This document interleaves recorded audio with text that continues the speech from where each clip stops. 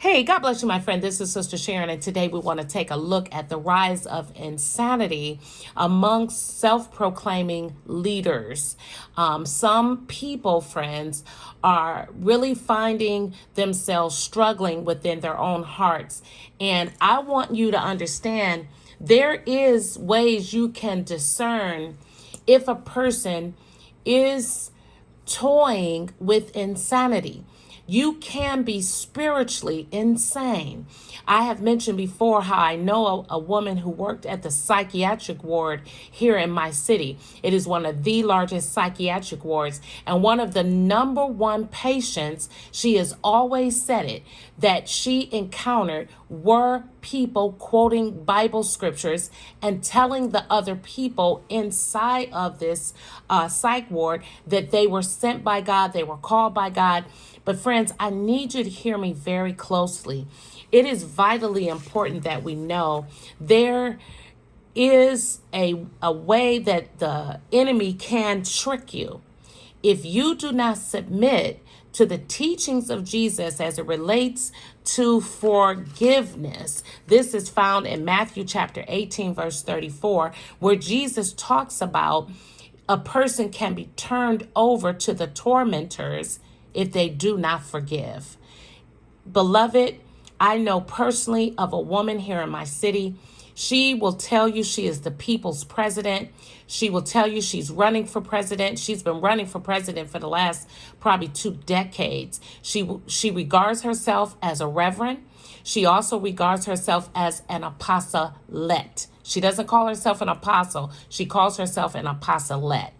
But when you meet her within maybe 15 minutes, you will know her story. She will tell you. This is one way that you can discern who they are. When a person is carrying hurt, rejection, anger, and unforgiveness, because usually the unforgiveness is the reason why you will discern that they have the rejection and the hurt stewing around the people they will mention to you have hurt them.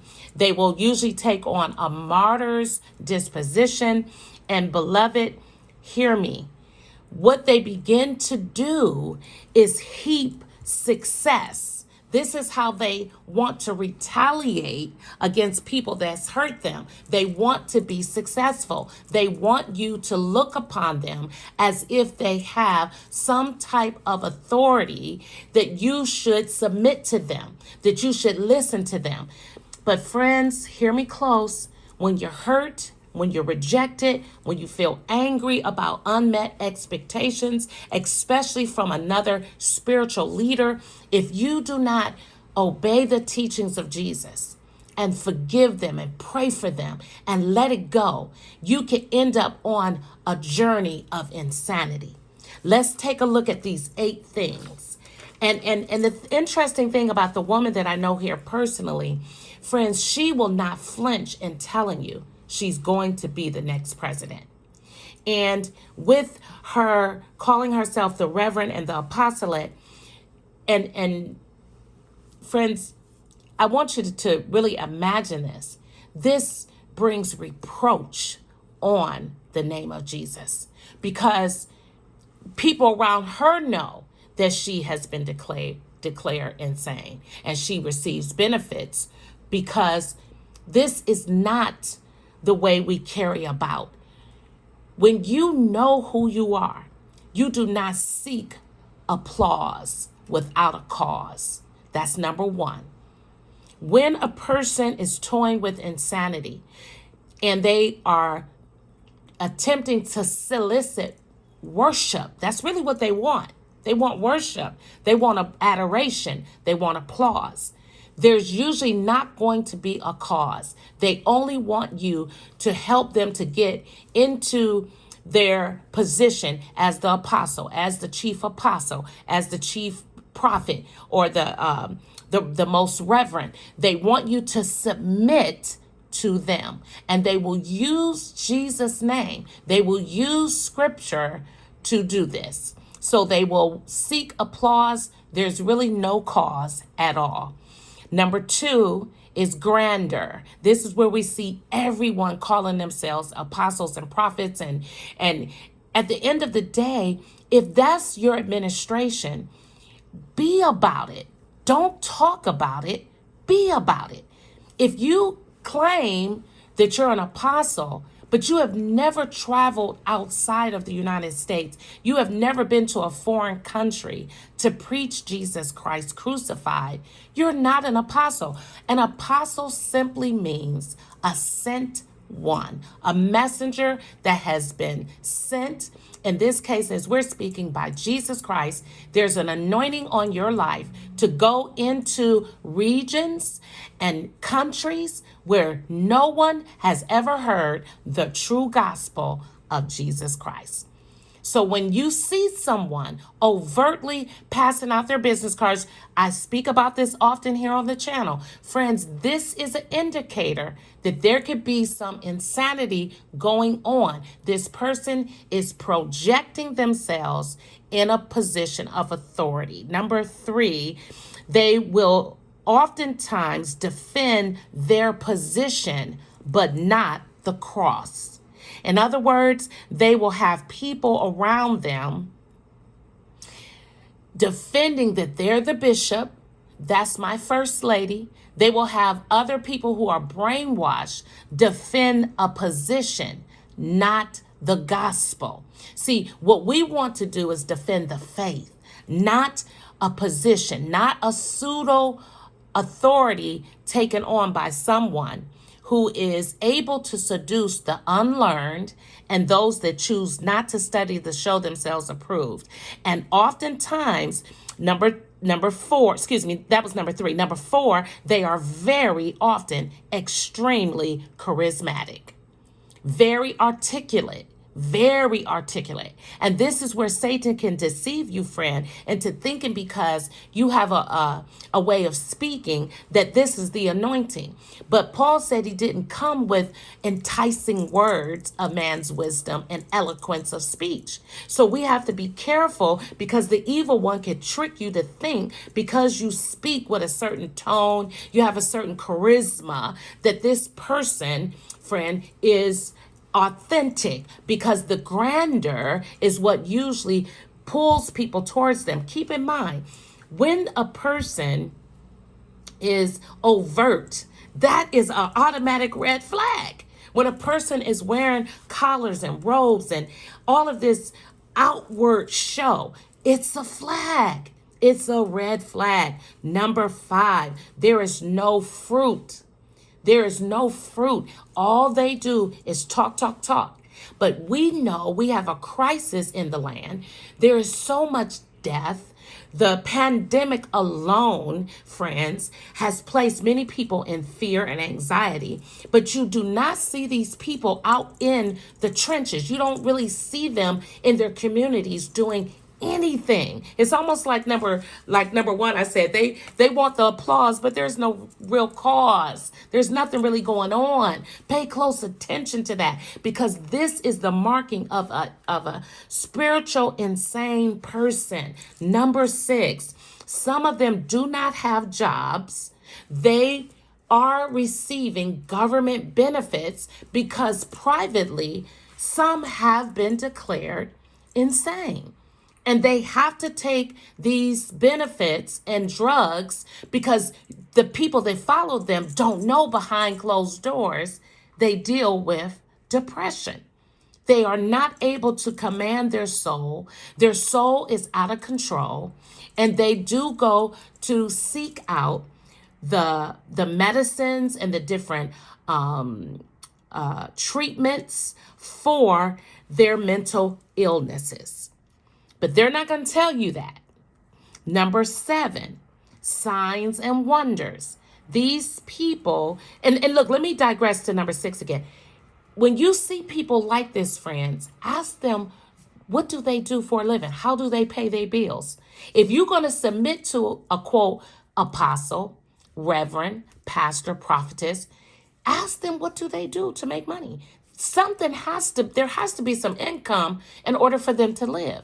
And I'm telling you, friends, there are people out here roaming around They have lost their way because they've been hurt, because of unforgiveness. They are using and seeking power to show everybody, look at me.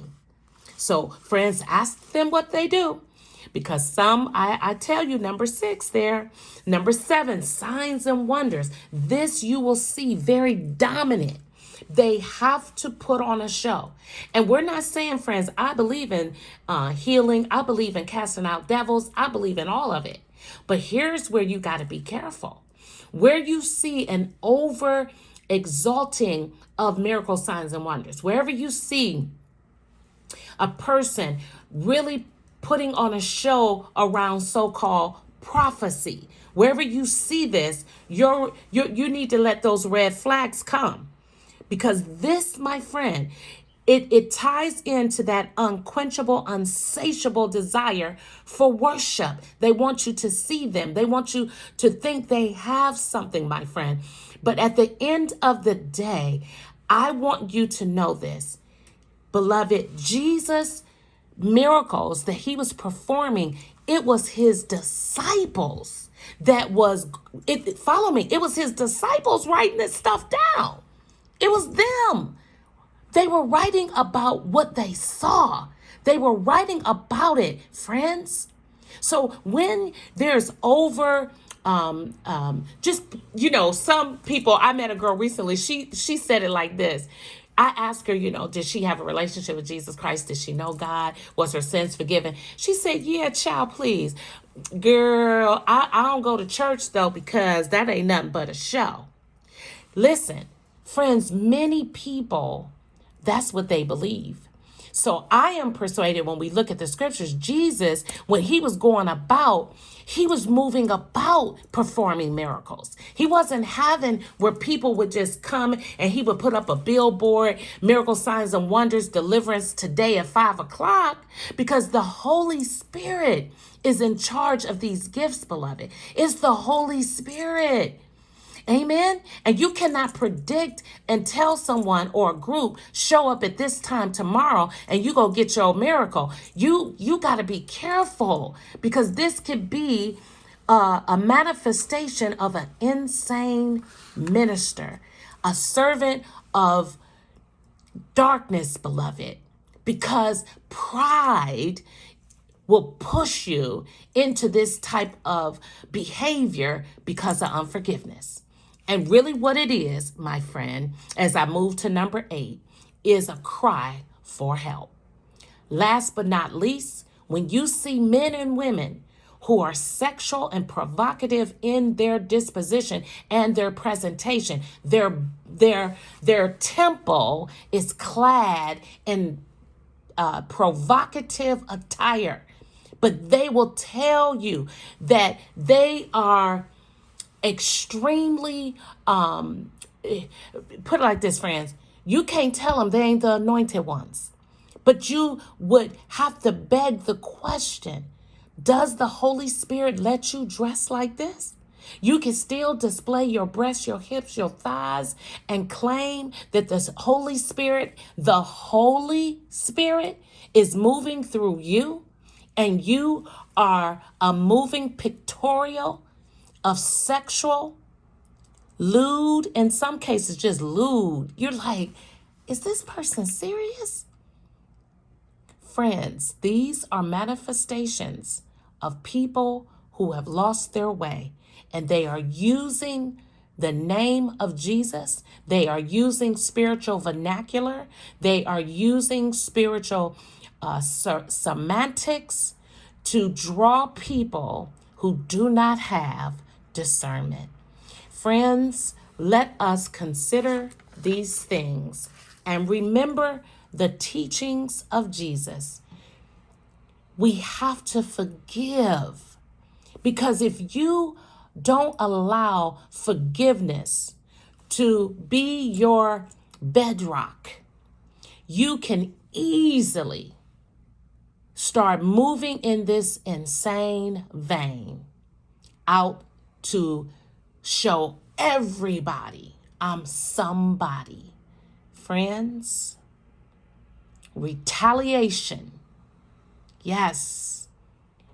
Grandeur. Look at me. You're going to respect me because I'm the prophet of God. I'm the anointed apostle. I am the Reverend Bishop Doctor. This is insanity, my friends. Till next time, he or she that has the ear to hear, please study the teachings of Jesus. Matthew chapter 18. God bless. Till next time.